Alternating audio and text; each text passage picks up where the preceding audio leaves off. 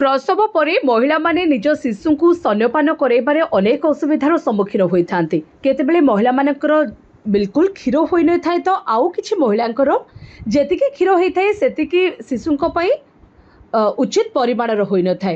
तेबे एभली परिस्थिति रे कौन करबा उचित जहाँ फल उभय शिशु एवं माँ को स्वास्थ्य प्रभावित हेब नाही। तेबे यार आज्ञा गोटे कारण या पछर कारणटी हूँ डाएट कहीं अनेक थर एपरी होता है गर्भधारण समय माँ माने उपयुक्त एवं भल खाद्य ग्रहण कर जो से प्रसव पर अनेक समस्यार सम्मुखीन होती कारण प्रसव पर महिला शरीर दुर्बल हो जाए।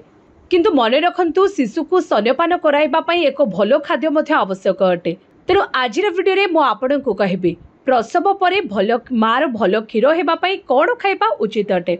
प्रथमतः खाद्य क्षीर दही मांस माछ अंडा एवं सबुज पनीपरिया फल सामिल करबा उचित। यह व्यतीत फल एवं सबुज पनीपरिया प्रचुर परिमाण में खाइबा उचित अटे कहीं प्रसव पर शरीर में विटामिन सी एवं कैल्शियम बहुत आवश्यकता थाए।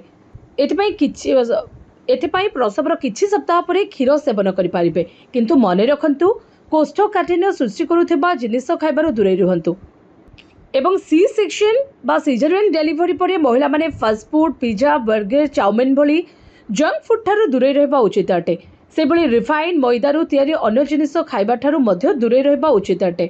यह सहित आपण भल क्षीर हेबा पाई पर्याप्त परिमाणर क्षीर पाई आपण सागु खीरी करी खाई परिबे। लाउरे तैयारी संतुला खांतु किंबा लाउरे तैयारी विभिन्न प्रकार आइटम मध्य आपण खाई परिबे। या सहित आपण पर्याप्त परिमाण रे पानी पीबा उचित अटे जहाँ द्वारा माँ एवं शिशु उभय सुस्थ रही पारिबे।